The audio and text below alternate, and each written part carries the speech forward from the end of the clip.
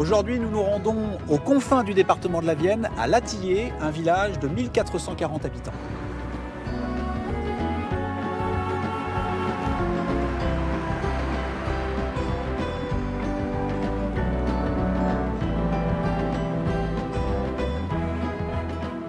Bonjour Michel. Ça va? François, enchanté. Enchanté.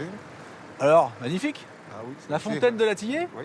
Expliquez-nous, c'est quoi l'histoire de cette fontaine? Donc c'est la fontaine qui a été installée vers 1850, qui a permis certainement d'éviter des maladies au niveau du choléra, et le choléra étant sur Poitiers vers 1850 en gros. Ah, il y a carrément une porte. Donc là, vous aviez la porte avec l'accès au puits. Et elle a servi jusqu'à quelle époque? Bon, moi je l'ai connue jusque dans les années 60. Hein. Ah bon? Ah oui, oui. Ah ouais, d'accord. À l'époque des marchés et tout ça, on l'avait qui fonctionnait, quoi. D'accord. Après, j'ai installé un robinet parce que c'était plus pratique. Et les gens de Latillé, ils sont attachés à cette fontaine? Représente un peu le symbole de Latillé.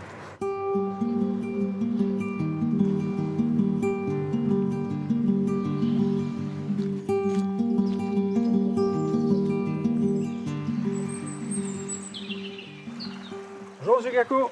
Bonjour, Vous allez bien? ça va, je vous remercie. Alors, Merci. c'est magnifique là. Ah, c'est... On est où là? Nous à Boisguillon. Le moulin se trouve un petit peu par là. Et cette rivière? Et là, c'est la Lausance. Aux Anses. Et le pont a été construit en 62 seulement. Donc avant, c'était un gué. Et il y avait cette passerelle pour pouvoir aller au moulin. Alors j'ai entendu dire qu'il y avait quand même beaucoup de chemins de randonnée sur la commune de Latillé. Oui, alors il y a trois randonnées qui sont, je dirais, au niveau du tourisme de la Vienne. Alors il y a des marcheurs à Latillé? Il y a quelques marcheurs, oui. En principe, Vous en faites partie, vous? je devrais être avec eux aujourd'hui. Ah. Oui.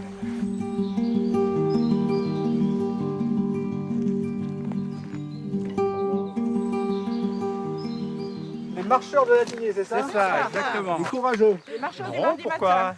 Ah si, c'est bien, tout le monde ne marche pas, donc les courageux de Latillé. Il faut, hein, si on veut se conserver. Alors tous les mardis?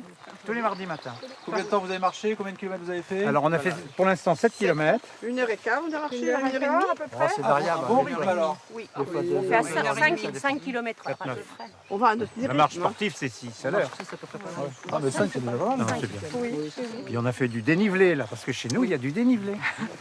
Enfin, on s'éloigne un peu, on reste pas sur nous. Bon, marchez bien messieurs, dames. Merci. Bon, eh ben, écoutez, Bonne promenade. bonne journée, bon courage. Et à bientôt, à la prochaine. Au revoir.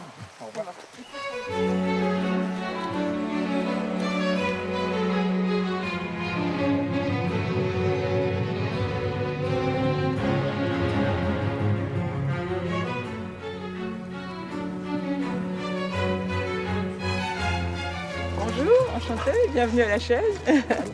C'est magnifique. Hein.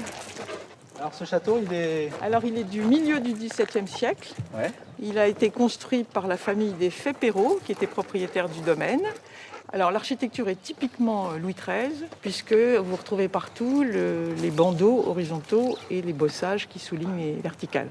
Et cette demeure, elle est dans votre famille depuis combien de temps? Depuis 1844. Voilà. Incroyable.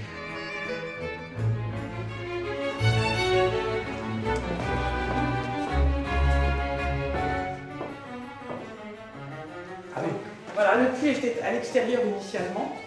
Et puis après, on a décidé de rejoindre le pavillon central des ailes pour fermer la cour avec les bâtiments de raccordement. Et le puits s'est retrouvé à l'intérieur.